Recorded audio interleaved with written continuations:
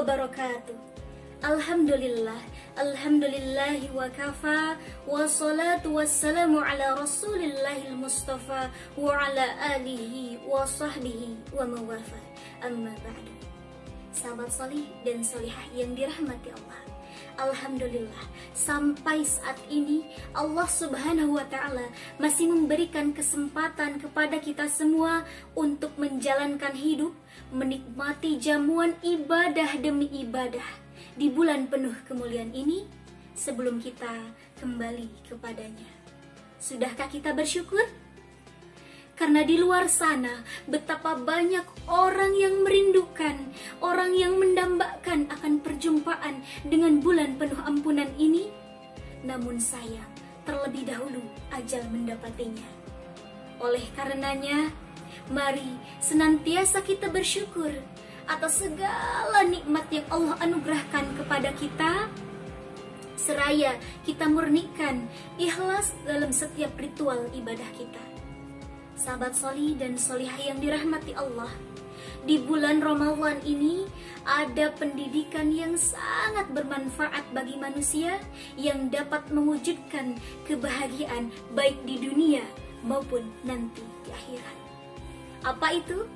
Yakni diantaranya pendidikan ikhlas, di mana kita diajarkan untuk memurnikan ikhlas semurni-murninya, di mana siang malam kita selalu diajak, selalu diingatkan untuk ikhlas, ikhlas, dan ikhlas dalam setiap sekecil apapun ibadah kita. Rasulullah Shallallahu Alaihi Wasallam bersabda, "Man shoma Ramadhana imanan wahtisaban, ghufira lahu ma taqaddama min dzambihi." Barang siapa yang berpuasa di bulan Ramadan dengan keimanan penuh di dalam hatinya dan mengharap keridhaannya, maka dosanya yang lalu akan diampuni. Masya Allah. Sahabat, mari kita tekankan kembali bahwa ikhlas betul-betul sumber kebahagiaan. Mengapa dikatakan demikian? Karena diantaranya hanya dengan ikhlas semua manusia akan selamat dari upaya penyesatan syaitan. Padahal subhanallah, syaitan telah menargetkan untuk menyesatkan semua manusia, dan prediksinya tersebut telah dibenarkan oleh Allah Subhanahu wa ta'ala, di mana syaitan akan menyesatkan manusia dari berbagai celah, dari kanan, kiri, depan, belakang, atas, bawah, dari berbagai celah, di mana ketika itu manusia dibuat berat untuk melakukan amal-amal taat, di mana itu ketika manusia didorong kuat untuk melakukan maksiat, illa ibadakal muhlasin, kecuali hamba-hambanya yang ikhlas. Jadi hanya hamba Allah yang mukhlis dalam menjalankan agamanya yang akan selamat dari upaya penyesatan syaitan. La haula wala quwwata illa billahil azim. Lalu sekarang bagaimana dengan rasa dahaga kita, rasa lapar yang kita tahan sampai nanti waktunya tiba berbuka? Apakah kita lakukan ikhlas karena Allah? Lalu bagaimana dengan sholat kita, sholat sunnah kita, sedekah kita, harta yang kita infakkan, tilawah kita, hafalan Quran kita, dan kebaikan-kebaikan yang lainnya? Apakah semuanya murni kita lakukan ikhlas karena Allah?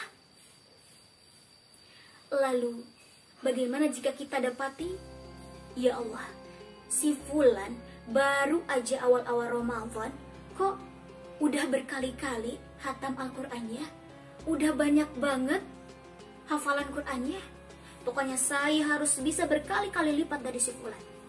Bagaimana jika kita dapati demikian? Bagus, termotivasi, bersemangat untuk melakukan ibadah. Namun perlu kita pertanyakan kembali, apakah semua yang dilakukannya itu murni ikhlas karena Allah?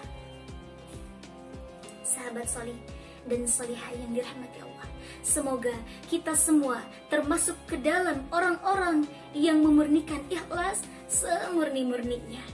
Karena ikhlas itu ketika kita temukan jalan menuju surga tanpa hambatan, tanpa rintangan, hanya menuju kepada Allah saja.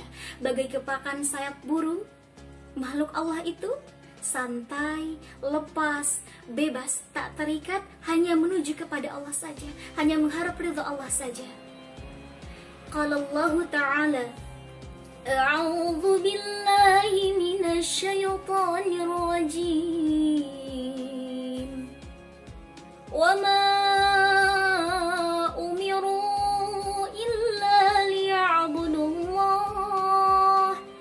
mukhlisina lahuddin.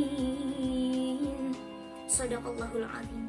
Padahal mereka hanya diperintahkan mentaati Allah dengan ikhlas semata-mata karena menjalankan agamanya. Quran Surat Al-Bayyinah ayat 5. Sahabat solih dan solihah yang dirahmati Allah, mari kembali kita luruskan niat kita, mumpung masih ada kesempatan. Dengan Ramadan yang tinggal beberapa hari lagi akan beranjak meninggalkan kita, mari kita berikan sikap terbaik kita dengan memurnikan ikhlas semurni-murninya. Karena istirahat itu perpindahan dari amalan satu ke amalan yang lainnya. Ikhlas itu syarat ibadah, kunci ibadah. Jika tidak ada ikhlas, maka tidak akan diterima amalannya. Kita berlindung kepada Allah dari amalan, dari semua amal yang tidak diterima. Kita berlindung kepada Allah. Jika amalan tidak diterima, na'udzubillah, summa na'udzubillah. Sekian yang dapat saya sampaikan. Semoga ada kebermanfaatan. Mohon maaf atas segala kekurangan.